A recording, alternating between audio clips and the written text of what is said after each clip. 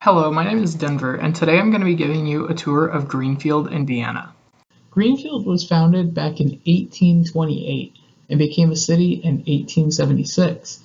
The population is currently around 20,000 people.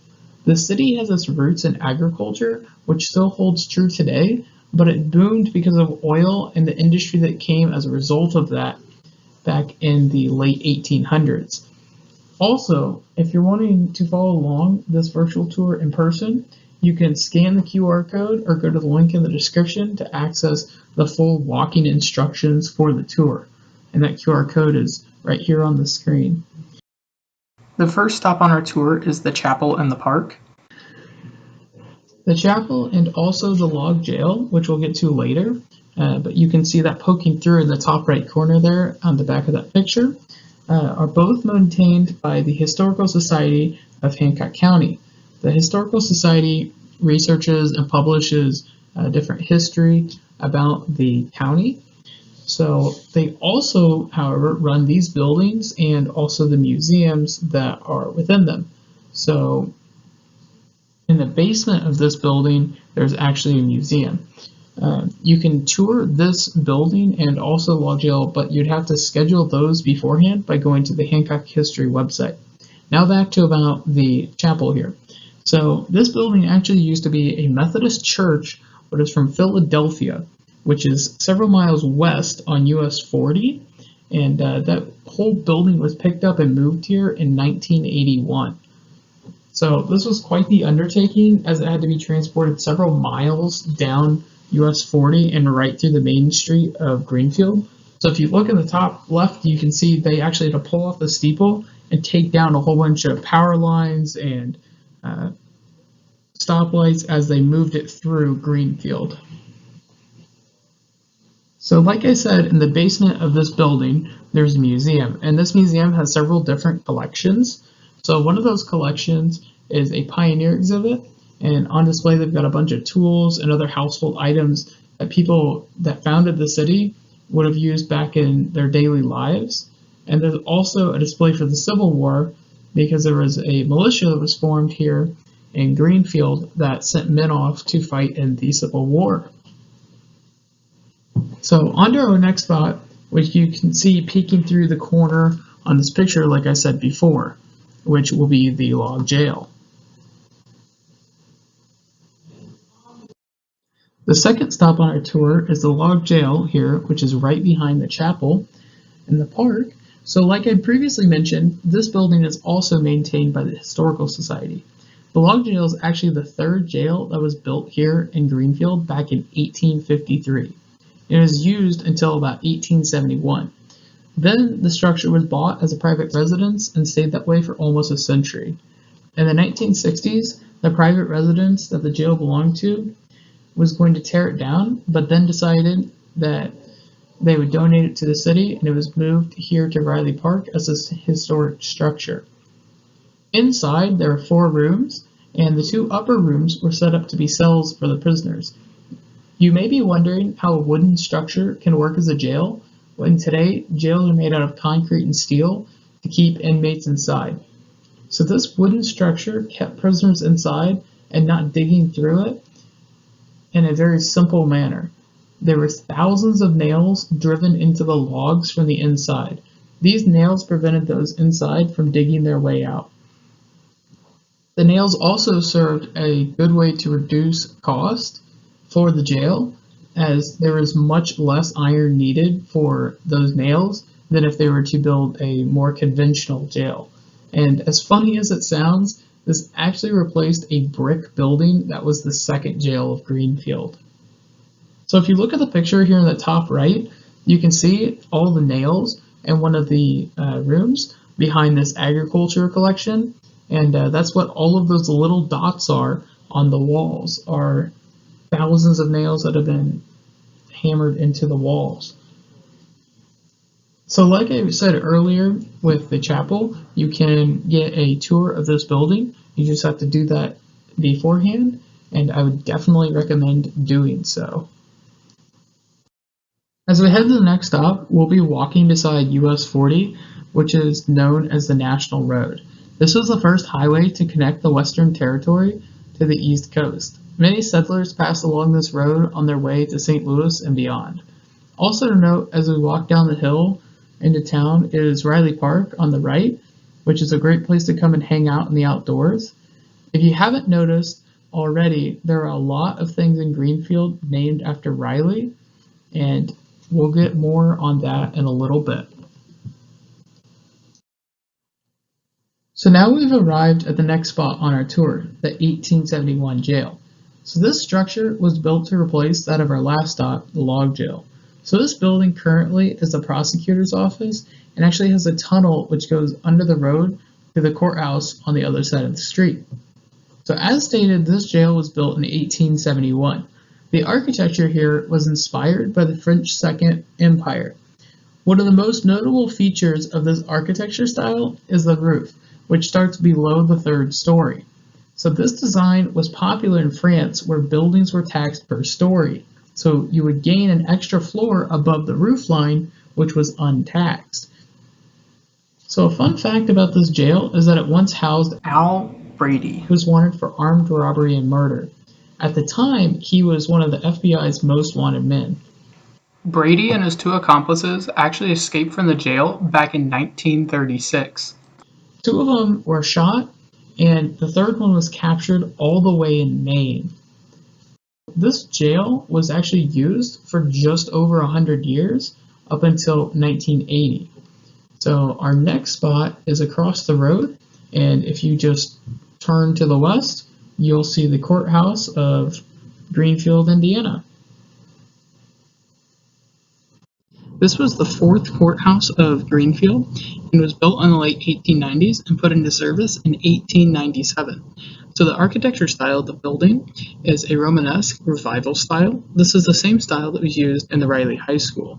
That high school has since burned, but we will pass it later on in this tour. In the cornerstone of this courthouse, there's actually a time capsule from 1896 when they had the cornerstone ceremony for this building.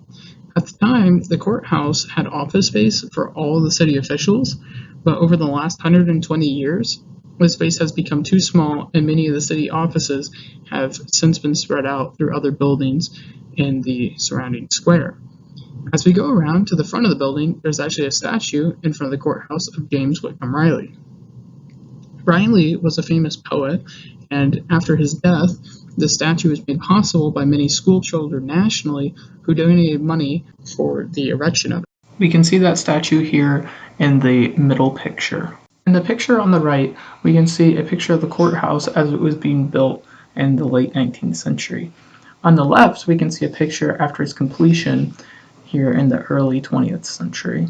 The building here is actually open for people to go inside, and I would highly recommend doing so, as inside the main lobby, you can view artwork on the ceiling that has been built into the structure. Once you're done checking out the courthouse, you can move on to the next building, the Masonic Temple, which is adjacent to the courthouse. This building was built in the early 1890s. At the time of its construction, it was actually the tallest building in Greenfield. This was by design, as the Freemasons are a secretive society and they met on the upper floor of this building. So the upper floor consists of a few rooms. The first is the Masonic Hall, which is the large room, and also a smaller hall adjacent to that. The Freemasons that built this building actually ran the ceremonies for the cornerstone of the courthouse that we just visited. And the lower floors of this building were always leased out, and the building has always had several shops inside it in its 125-year history. This includes the courthouse annex, which was actually on the second floor of this building up until the early 2000s. Today, there are several venues inside the historic building. These include a boutique, an art center, and coffee shop on the main level, and there's also an event hall on the upper floor. The room that is set up for a wedding here in the picture is actually formerly the Masonic Hall, which was remodeled in 2009. Bradley Hall, the event center that owns this building, does do tours, but you would have to schedule those in advance via their website, but you can stroll through the art gallery during business hours without having a tour scheduled. As we walk north along State Road 9 for a block, we'll turn left before the intersection as we approach the first fire station of Greenfield. Miller's Beauty Parlor is housed in the original fire station of Greenfield. The building was built in 1895, and the building, like its nameplate describes, was also used as the city council chamber. The first level was used to store the fire equipment for the fire department. When the department was first organized, they only had one wagon with ladders that had to be drawn by hand. Once the city's waterworks were established a few years later, a second wagon with hose was purchased for use. The fire station was very important for the city, as the city had already suffered 3 large fires. Many buildings to this point were still wood-structured buildings, which left them very susceptible to fire. If you had not noticed so far, many of these buildings were built in the late 1890s. This time period for Greenfield was a time of thriving and wealth, as there was a gas boom in the area. In its height, there were over 700 gas wells in the area. This boom brought many people and industry to the area, which has left its mark on the city still to this day. Today, this building has no remnants of its former use, as can be seen by the picture on the right, but the picture on the left does show the exterior of the building when it was still being used as a fire station in the early 20th century. On our way to our next stop, we can either continue back across North Street or go back to Main Street. The North Street route will let us pass the site of the old Riley School, which burned. You can see this in the picture above. This spot is marked on the map with a star, and the only part of this building that could be salvaged was the 3 arches that can still be seen today. You can see those in the picture on the left. We are now at the boyhood home of James Whitcomb Riley. Riley is a very renowned poet from the late 19th century. He was raised here as a child in the mid-1800s. The house was also the law office of Riley's father. The house stayed in the Riley family up until it became part of the museum. The yellow house to the right is also part of the Riley Museum. Both are full of items that are from his childhood and have been preserved here. Riley is not only significant to Greenfield, but Greenfield was a major inspiration on many of Riley's works. These include poems such as Little Orphan Annie. This work was based upon a person he met here in Greenfield. Riley did not spend much of his adult life in Greenfield, even though he did own this residence, but he did come to town often to visit as he lived in nearby Indianapolis. This landmark is commonly what Greenfield is known for. The house and the museum are both open for tours, except in the winter. You can also check out the Pixie Garden, which is shown in the middle and bottom left picture here. Also to note, Greenfield is home to the largest 4-day festival in Indiana, Riley Days. This festival is a tribute to Riley and his impact on society, and this museum is also a centerpiece for that festival. After you're done checking out the Riley Home Museum, we'll head south and we'll pick back up at the Pensy Trail and the Greenfield Grain Elevator. The Co-op Grain Elevator here was originally built on this site in 1906. The original building did burn down, and it was reconstructed on the same spot.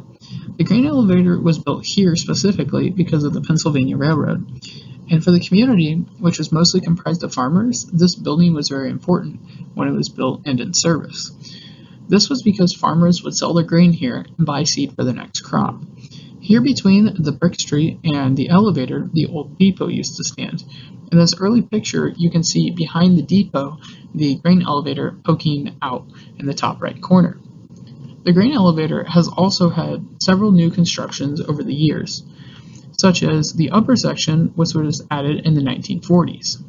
Currently, it is back in the refacing stage as it was bought earlier this year. This time is not being expanded for its original purpose of holding grain, but repurposed into shops and potentially a restaurant. You cannot go inside the grain elevator, but you can take a stroll on the Pensy Trail, which takes you back to where we began.